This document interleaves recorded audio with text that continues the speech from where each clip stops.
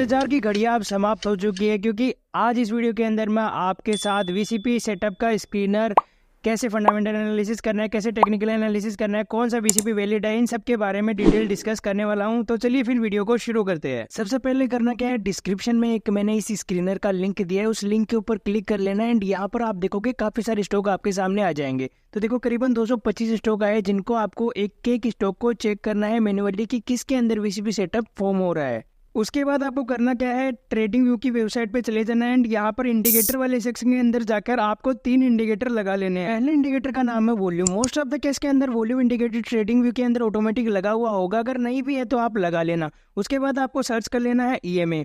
And यहाँ पर moving average exponential वाला इंडिकेटर, इसके ऊपर आपको 2 बार टैप कर देना है ताकि ये 2 बार अप्लाई हो जाए चार्ट के ऊपर। उसके बाद इंडिकेटर के ऊपर एक बार टैप करना है। यहाँ पे सेटिंग का ऑप्शन आ रहा है, इसके ऊपर क्लिक करके लेंथ अपन को 9 ही रखनी है। एंड यहाँ पर थिकनेस है वो अपने हिसाब से, एंड कलर है वो अपने हिसाब से आप कस्टमाइज कर सकते हैं। देन नीचे वाले इंडिकेटर के ऊपर आपको टैप करना है। एंड इसकी भी सेटिंग के ऊपर आपको क्लिक करके लेंथ के अंदर आपको 9 की जगह 20 कर देना है। एंड थिकनेस है उसको आपको बढ़ा देना है। एंड इसका कलर है वो चेंज कर लेना है ताकि आपको पता चल सके कि 20 मूविंग एवरेज कौन सा है, 9 मूविंग एवरेज कौन सा है। देन ओके के ऊपर क्लिक करते ही ये सारी सेटिंग चार्ट के ऊपर अप्लाई हो जाएगी। 9 and 20 moving average basically market में बन रहे प्राइजेक्शन का 9 कैंडल का एवरेज और 20 कैंडल का एवरेज हमें इंडिकेट कर देता है। तो अब चलिए स्टॉक को फाइंड करते हैं। तो इसके लिए आपको क्या करना है, वेबसाइट पे चले जाना है। एंड चेंज वाले के अंदर 0 से लेके 4% जो भी स्टॉक के अंदर चेंज आए हुए हैं उन स्टॉक को अपन को मैन्युअली चेक करना है कि उन स्टॉक के अंदर क्या प्राइजेक्शन फॉर्म हो रहा है।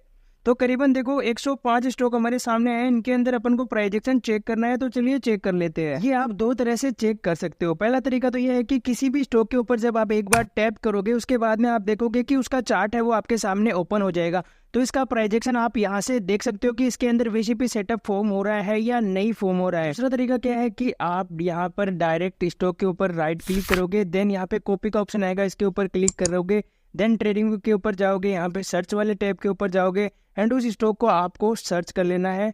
तो यहाँ पर आप पेस्ट कर दोगे, देन आपके सामने उस स्टॉक का चार्ट ओपन हो जाएगा। एंड ये तरीका सबसे बेस्ट तरीका है क्योंकि इसके अंदर क्या है कि आपको उस स्टॉक का पूरा चार्ट मिल जाएगा एंड साथ में आप वॉल्यूम एंड बाकी इंडिकेटर के साथ भी उस स्टॉक को देख सकते हो। एंड अगर आपने वीडियो का पार्ट फर्स्ट देखा होगा तो आप देख सकते हो कि इसके अंदर हमारा वीसीपी सेटअप फॉर्म हो रहा है। अब जैसे ही इस कैंडल का हाई एक ग्रीन कैंडल ब्रेक करती है, साथ में अगर वॉल्यूम इंक्रीज हो रही है, तो यहाँ पर आप अपनी एंट्री प्लान कर सकते हो। एंड आपको जो भी स्टॉक मिले उनको एक वॉच लिस्ट के अंदर ऐड कर लेना है। तो यहाँ पे वॉच लिस्ट के ऊपर क्लिक करके प्लस के आइकन के ऊपर क्लिक करके यहाँ पे पेस्ट कर देना है वो स्टॉक।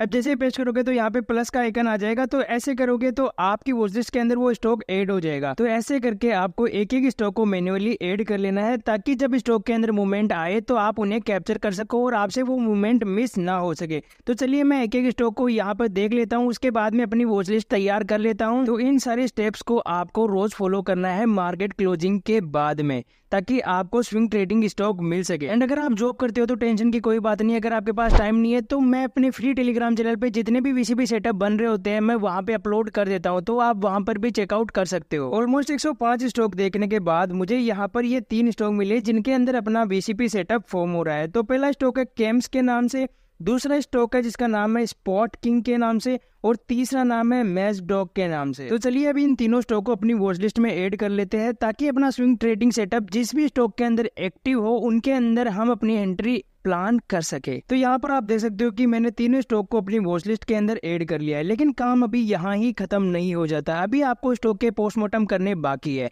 वो कैसे करोगे, तो वो एक स्क्रीनर की मदद से करोगे, क्योंकि जो आपका स्क्रीनर है वो आपको कंपनी के बाकी फंडामेंटल बता देता है कि कंपनी क्या बिजनेस कर रही है, क्या उसके सेल्स है, क्या उसके एक्सपेंसेस है, कितना प्रॉफिट उसको बच रहा है, प्रमोटर कितना है, एफआईआईज डीआईज का डाटा क्या है उस स्टॉक के अंदर। ये सारी रिपोर्ट आपको एक स्क्रीनर ही बता सकता है। तो इसके लिए आपको क्या करना है, सिंपली गूगल पे सर्च कर लेना है स्क्रीनर। अब जैसे ही सर्च करोगे तो यहाँ पर पहली वेबसाइट आएगी, उसके ऊपर आपको क्लिक कर देना है।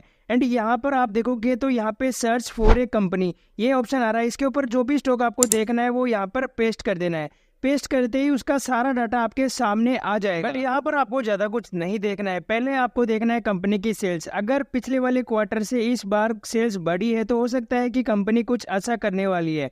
तो यहाँ पर इस स्टॉक की सेल्स देखोगे तो आप बढ़ रही है। दूसरा, अगर आप इसकी ईपीएस को देखोगे तो इसके अंदर भी आपको ये भी देखना है। तो ईपीएस देखो, पिछले क्वार्टर से अब की बार ईपीएस भी बढ़ा है। एंड अगर आप इसका नेट प्रॉफिट देखो तो कंपनी का नेट प्रॉफिट भी बढ़ रहा है। इसका मतलब है कि स्टॉक यहाँ से अभी कुछ अच्छा करने वाला है। तो चलिए बाकी स्टॉक्स को भी देख लेते हैं। इसके लिए आपको वेबसाइट पे चले जाना है एंड यहाँ पर आप नीचे जाओगे तो अपना दूसरा स्टॉक था स्पॉट किंग के नाम से, तो उसको भी आपको कॉपी कर लेना है एंड डायरेक्ट स्क्रीनर की वेबसाइट पे चले जाना है एंड यहाँ पर आपको उस कंपनी का नाम पेस्ट कर देना है। तो जैसे ही पेस्ट करोगे तो उसका डाटा भी आपके सामने आ जाएगा एंड इसके आप क्वार्टरली रिजल्ट देखोगे तो आप इसकी जब सेल्स देखोगे तो ये देखो, पिछले क्वार्टर के अंदर 611 थी, अब की बार 634 है। एंड अगर आप इसका नेट प्रॉफिट देखोगे तो पहले 23 था, अभी 32 है। एंड अगर आपका अर्निंग पर शेयर भी है तो वो 17 से अब की बार 25 हो गया। इसका मतलब है कि ये कंपनी भी अभी ग्रो करेगी। तो इस प्रकार से आपको कंपनी का फंडामेंटल एनालिसिस भी देखना है, टेक्निकल एनालिसिस भी कर लेना है एंड उसके बाद में एक स्विंग स्टॉक सेलेक्ट करना है। एंड अगर आपको स्टॉक की और भी ज़्यादा डिटेल में जानकारी जाननी है कि स्टॉक के अंदर शेयर होल्डर्स कौन कौन है, प्रमोटर्स होल्डिंग बढ़ा रहे हैं या नहीं बढ़ा रहे हैं,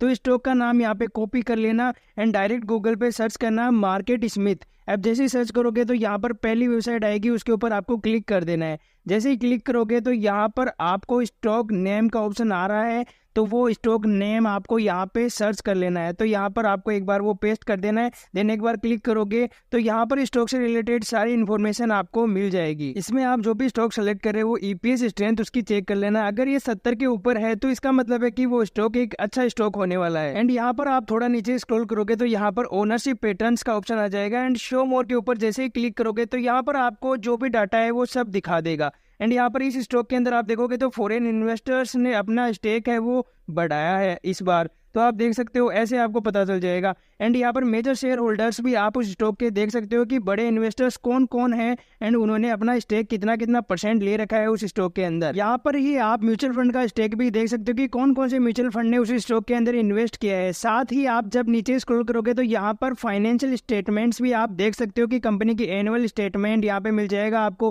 quarterly income statement, balance sheet वगैरह सब यहाँ पर आपको मिल जाएगा।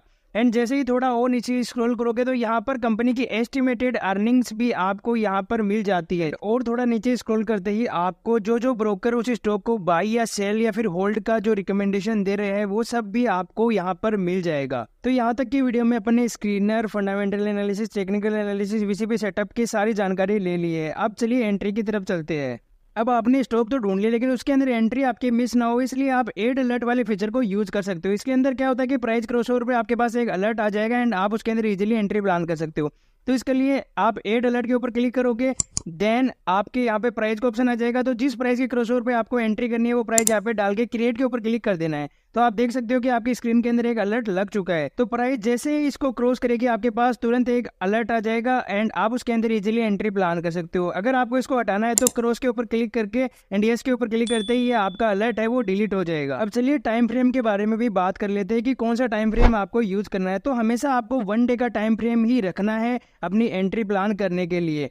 हाँ, अगर आपको एनालिसिस करना है तो आप 1 मंथ या 1 वीक से बड़े टाइम फ्रेम से एनालिसिस करके वापस छोटे टाइम फ्रेम के अंदर 1 डे के अंदर स्विच होके एंट्री प्लान कर सकते हो। अब चलिए ईएमए के बारे में भी जान लेते हैं। तो ईएमए अगर कभी भी ऐसे साइडवेज है तो वहां पर आपको एंट्री प्लान नहीं करनी है, वरना आप साइडवेज रेंज के अंदर फंस सकते हो।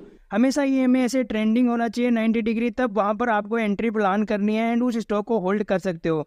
तो देख सकते हो यहाँ पर ईएमए साइडवेज है एंड अभी भी स्टॉक कंसोलिडेशन कर रहा है। एंड यहाँ पर देखो कि ईएमए 90 डिग्री ट्रेंडिंग था तो स्टॉक ने अच्छा खासा मूव दिया है एंड ये मूव अपन ने कैप्चर भी किया था। आप मेरे हाइलाइट्स में जाके देख सकते हो 7 दिन के अंदर अपन ने 41% का मूव कैप्चर किया था इस स्टॉक के अंदर। एंड ये स्विंग सेटअप मैंने आपके साथ शेयर भी किया था उस टाइम पे अपने इंस्टाग्राम पे पोस्ट करके।